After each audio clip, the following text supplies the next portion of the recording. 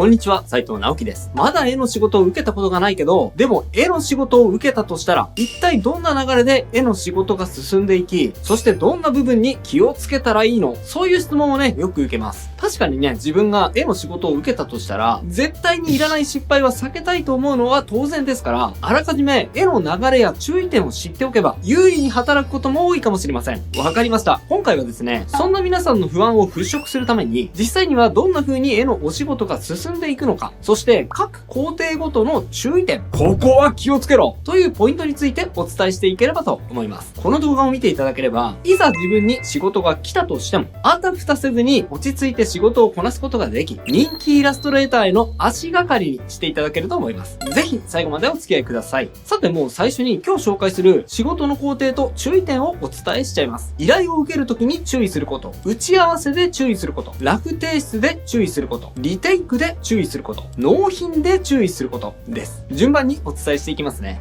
依頼を受けるときに注意すること。まずはお仕事を受けるとき、実際に絵を描き始める前に注意すべきポイントがいくつかあります。というか、この段階で気をつけることは、むしろ絵を描き始めた後よりも多いかもしれません。それが、この4つです。契約書を取り交わすこと。相手が個人の場合には、ラフの段階で半額もらう契約にすること。リテイクの回数をできれば決めてもらうこと。初めての相手からは、資料を ZIP ファイルでもらわないこと。はい、まず最初に、お仕事をする前には必ず契約書を結んでください。いつまでに何枚納品すればいいのか、報酬はいくらなのか、お互いの連絡先や会社の所在など、あらかじめ書面にしておくことで、お互いに信頼を持って仕事を進められます。もしね、この時点で、いやいや今回は契約書はなしでお願いしますよ。ちょっとね、面倒なんで、とかね、なんとか言って相手が渋る場合には、そもそも何か後ろ暗いことがある相手だと思いますので、その場合にはきっぱりとお仕事を断るのも大事なことです。僕もね、過去に契約書なしで仕事をしてしまって、約ね、100万円ぐらいの報酬を踏み倒されたことが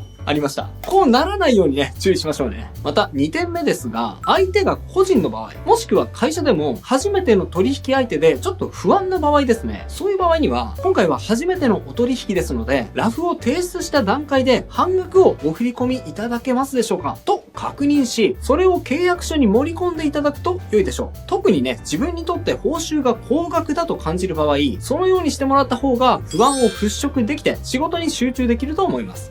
そんなこと言っていいの？って不安になる人もいるかもしれませんが、これはね、別に珍しいことじゃありません。僕もね、実際に過去に何度かそうさせてもらったことがありますし、特に断られたことはないですね。よくね、仕事が終わった後で報酬を支払ってもらえなかったという人を見かけることがありますが、こうしておけば詐欺に遭ってしまった時の被害も最小限に抑え込むことができると思います。そして3つ目は、できればリテイクの回数は決めておくってことです。そしてこれについても契約書に明記してもらってください。よくね、リテイク地獄とか言いますが、一度提出したのにね、ここを修正してください。ここも修正してください。でね、何度も修正をお願いされてしまって、いつまでも納品ができずに困っちゃうっていうことを聞きます。こうなってしまうと心が折れてしまって、自分に自信がなくなってしまうっていう人も少なくないと思うんですが、これはですね、半分は相手にも原因がある場合があります。何度もリテイクができるっていう契約の場合、思いついた順に小出しに修正点を上げてしまうので、リテイクの回数を制限しないとですね、依頼相手もどこが解決すれば納品に耐えうるクオリティラインなのか、本気で見極めにくいっていう部分があると思うんですよね。なので、例えば、リテイクの回数をラフの段階で2回、清書の段階で2回まで、それ以上は追加料金が発生するというところまでできれば契約書に明記してもらってください。そして最後、これね、意外と大事です。初めての相手から送られてくる ZIP ファイルは絶対に開かないでください。これはね、大事なので、全員メモ取ってくださいね。特にパスワード付きの ZIP ファイルは絶対に何があっても開かないと決めてください。はい、これなぜかというと、ZIP ファイルにウイルスが仕込まれている可能性が非常に高いからです。これですね、結構古典的な手法らしいんですが、パスワードで暗号化されたファイルは、ウイルス検知をすり抜けてしまうので、セキュリティソフトを入れていたとしても、それをかいくぐってしまうらしいんですね。ファイルを開いてしまうと、最悪くパソコンごと乗っ取られてしまいますので、カードの情報や銀行口座の情報が丸ごと抜き取られて、財産全部移し替えられるっていう被害がこれ結構あることなんですよ。実際僕もそういうメール何度か送られてきたことあります。なのでもし仕事相手から ZIP ファイルが送られてきた場合、すいません、セキュリティ対策で ZIP ファイルは開かないようにしております。ZIP じゃない形で資料を提供していただけますかと依頼してください。そこをね、渋るようであれば、その人はね、残念ながら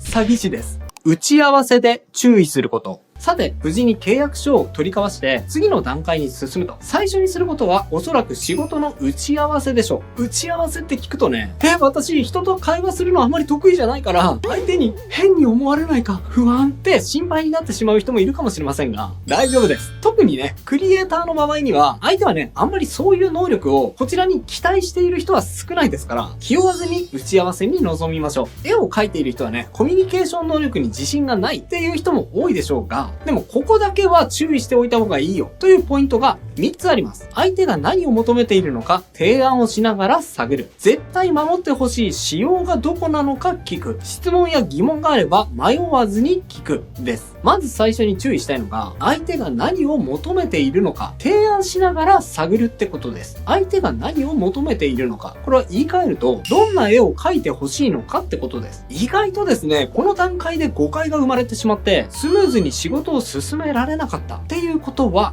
多いです。それを避けるためには、自分の過去の仕事や作品で、今回の仕事はこのテイストで描きたいっていうものがあったら、それを相手に最初に見せて反応を伺ってみることです。具体的なね、完成形の絵があれば、今回はぜひこのテイストでお願いします。だったり、大体はこのテイストでお願いしたいんですが、線はこれよりも太くしてほしいんですよ。など、相手もより明確な完成イメージを伝えやすいと思いますし、誤解も生まれにくいんですよね。あとはそれに加えて、絶対に守ってほしい仕様がどこにあるのか、これも忘れずに確認するってことです。ここで一番重要なのは、絵のサイズでしょ。相手はね、縦50センチの絵を求めていたのに、縦10センチで描いてしまった場合、清書後にもっと大きく描いてほしかったってなっちゃったら、取り返しがつきません。ほぼね、書き直しです。他にもね、プロジェクトによっては、線をレイヤー分けしてほしいとか、画面キャラ見切れているキャラの見えない部分も描いてほしいとか、結構ね、そういう特殊な仕様で絵を描かなければいけないことは意外と多いです。最初から知っていればもっと効率的に仕事ができた、二度手間を防げたっていうことはありますから、その部分はあらかじめ打ち合わせで聞いておいた方がお互いのために良いと思います。そして最後は、質問や疑問は迷わずに聞くってことです。特にね、引っ込み思案の人は注意すべきですが、相手はこのことを言ってこなかったから、多分こうだろうな、と自分の中で勝手に決めつけて仕事をしてしまうことはトラブルの元です。ちょっとでも疑問に思ったものがあったとしたら、もうすぐにそれを質問としてぶつけましょう。いや、これ聞いたらうざいかな、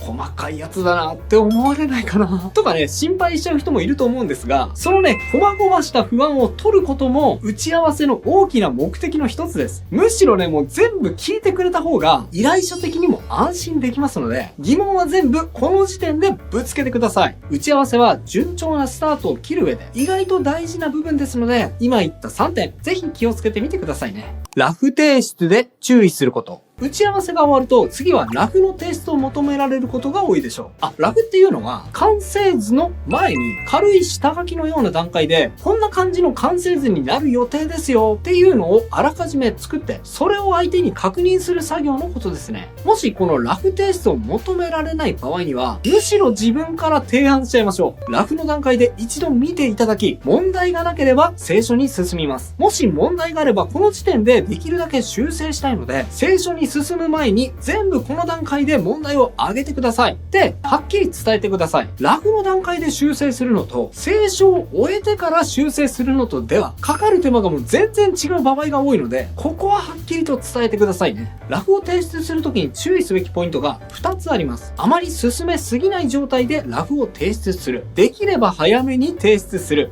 です。特に最初のあまり進めすぎない状態でラフを提出するのは、これね、結構重要です。これは特に絵にプライドを高く持っている人ほど気をつけた方がいい点ですね。プライドが高いっていうのは悪いことじゃないですよ、全然。むしろいいことなんですが、絵を仕事にするときは、そのプライドの高さがあだになってしまう場合があるので、その点は注意が必要っていうことです。なぜかというと、プライドが高い人は、絵を中途半端な状態で相手に見せることを極端に嫌う場合があるからです。でもそれが原因でラフの段階を飛び越えて、ものすごく完成形に近い状態まで進めた段階で、最初の一発目を提出する場合があるんですよ。もちろんね、それがバチッと最初からハマった場合には何も問題ないんですが、万が一行き違いが発生してしまっている状態で進めてしまった場合、もうほとんど全部書き直しみたいな無駄な作業が発生してしまう場合があるからです。そうなってしまったら、絵を描いた側もやる気がそがれてしまいますし、もうリテイクした側もね、申し訳なさでいっぱいになってしまいますよね。それは避けなければいけません。なので最初に提出するラフは、結構落書きに近いようなタッチで軽く描いたようなものを提出するのがいいと思います。例えばこれは僕が去年、デュエルマスターズで描いたカードイラストなんですが、ドラゴン娘の擬人化をお願いされた時のイラストです。ドラゴンを擬人化しつつ、そのドラゴン娘たちが夏祭りで楽しんでいる姿を描いてくださいっていうご依頼だったので、どんな感じになるんだろうってちょっとドキドキしながら描いたイラストだったんですが、これも当然ラフの段階でイラストを提出しています。こちらがラフですね。どうでしょう？さっきの完成形の元になっているのはわかりますが、でもアップにしてみるとかなりぐにゃぐにゃヘロヘロな線で描かれていて、この段階ではアップに耐えられないクオリティだと思います。ただ遠巻きに見てみると、大体こんな絵になるのねという想像がつくような状態にはなっており、大体はこのままで進めてください。でも射的の銃が本物に見えちゃうとちょっと怖いので、おもちゃの銃だと分かりやすいようにしてくださいといった具体的な指示を出しやすい状態にはなっていると思います。それと2つ目の注意点ですが、これはね、クリエイターの性格にもよる部分なので一概には言えませんが、あえて依頼者側の視点に立って言うとですね、ラフはできるだけ早く提出してください。清書は最悪締め切りギリギリでもいいんですよ。というかむしろギリギリまでクオリティを上げてもらえるのは依頼者にとってもありがたいことなので、それはそれでいいんですが、締め切り近くまでラフを引っ張られるとですね、依頼者の心境としてはもういても立ってもいられない部分があります。だってね、もう何かの間違いがあったとしても、締め切りを考えたら修正を出せないみたいなタイミングになってしまっているかもしれないじゃないですか。でも締め切りは来ていないわけだから、進捗どうですか？ラフはいつもらえますか？とか聞きたいけど、でも今聞いたら失礼かなとかね、依頼者も結構気を使っている場合が多いんですよ、実際。あまりね、引っ張ってやきもきさせてしまうと、この人絵はいいけど、提出が遅くて不安だから、次はちょっとないかなっていう判断もされかねないですので、ラフだけは早めの提出を心がけた方がいいと思います。ラフの段階はお互いに時間的コスト、労力的コストを最小化して、仕事を円滑に進めるための大事なステップです。今言ったポイント気をつけてみてくださいね。リテイクで注意すること。でね、ラフを提出して、さらに工程が進んで、清書、もしくは清書のちょっと前に提出した時に、すいません、ここは修正お願いします。と依頼されることがあります。これはリテイクと呼んだりしますね。リテイクはどんなに実力がある人でも、絵の良し悪しに関わらず、絵を使う側の使用上の問題もありますので、割と高確率で発生する作業です。なので、リテイクを食らったからといって、悲観する必要は全くないんですが、ここでもね、いくつか注意点やコツがありますので、3点お伝えします。電話やオンラインミーティングで確認する。可能なら赤入れしてもらう。修正漏れを極力減らすために指差し確認。です。まず最初に重要なのは、特に修正点が多いなって感じてしまった場合や、何のこと言ってんだろうってちょっとでも疑問に思ってしまった場合には、メールだけじゃなく、電話やオンラインミーティングをセッティングしてもらって、直接温度感を確かめてみるのが大事だということです。修正指示がはっきりしている場合には必要ないんですよ。例えば、ここの黄色がくすんでいるので、パントーンの 108C に直してください。みたいなね、指示の場合には、むしろ電話する必要は皆無なんですが、例えばね、顔の表情がちょっと無表情なので、もう少しアグレッシブな表情にしてください。みたいな指示の場合、アグレッシブ？ものすごい笑顔にすればいいのかな？いやいや、それよりも怒ったような表情にすればいいのかな？っていういろいろなパターンが考えられるじゃないですか。もちろんね、考えうる全てのパターンを書いて選んでもらえばいいかもしれませんが、それだとね、労力が無駄にかかってしまうこともありますし、意外と話してみるとそれだけで相手の意図がわかる場合があります。もうね、A パターンかな ?B パターンかなって悩んでいたら、実は C パターンだったみたいなこともありますし、あるいは逆に顔の表情全部書き直さなきゃいけないって思い込んでいたのに、よくよく聞いてみたら、実は眉毛の角度だけ直せばよかったみたいなことだってあります。できれば相手にここをこのぐらい直してほしいといった具体的な指示を赤ペンで簡単にでも入れてもらえると修正点がより明確化できますので、相手が対応可能な場合にはそういった指示をお願いしてもいいかもしれません。イラストレーターがね、極端に赤入れを嫌う場合が多いので、気を使って赤入れをしていないっていう場合もありますので、こちらからね、お願いしてみることは全然ありです。それと、修正点が1個だけじゃなくて、たくさんある場合ですね。そういう場合には、修正漏れには注意が必要です。多少時間がかかったとしても、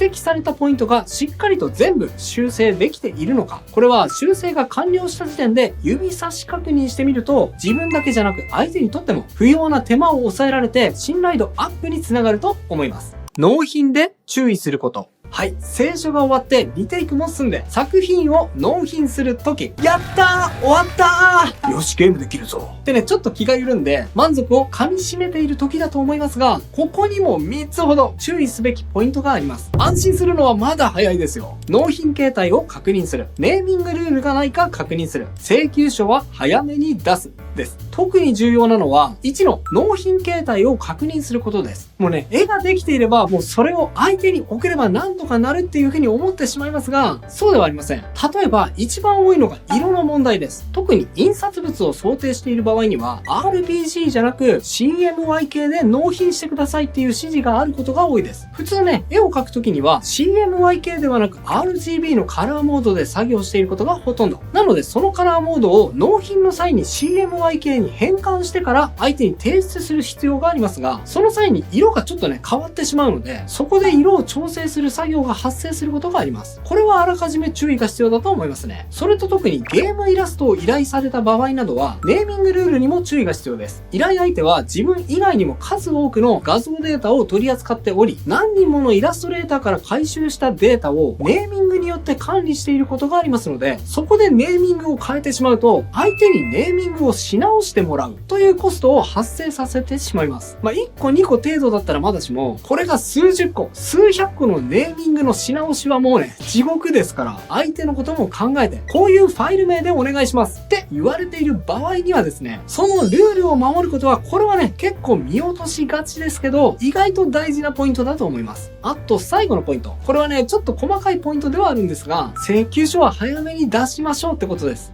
お金がね、絡んでくることなので、結構ね、早く出す人は多いと思うんですが、絵描きってね、絵を描くこと以外はもう全部めんどくさい人が多いんですよ。僕もそうなので気持ちはわかるんですが、これもね、相手がいることですし、相手がね、会社の場合には、締め日がちゃんと決まっていますので、それまでに請求書をきちんと提出し、最後までスムーズに取引を完了させることは、今後のお互いの信頼関係を築いていくことには非常に重要なことです。きっちり最後までお仕事完遂しましょうね。以上が今日僕が伝えたかったことです。いかがだったでしょうか？今回は仕事に対する心構えということで、特にね、プロを目指したい人に対しての情報だったんですが、自分は仕事までは考えていないんだけど、でもとにかく絵を上手くなりたいとは思っているんだよ。でもなかなか上達しないから、上手くなりたい時にはどういうところに気をつけたらいいのか教えてほしいよという人も多いと思います。そんな時には、こちらの動画、絵が上手くなりたいなら、これをやめましょうがおすすめです。興味がある方は、こちらも合わせてチェックしてみてくださいね。それではまた次回の動画でお会いしましょ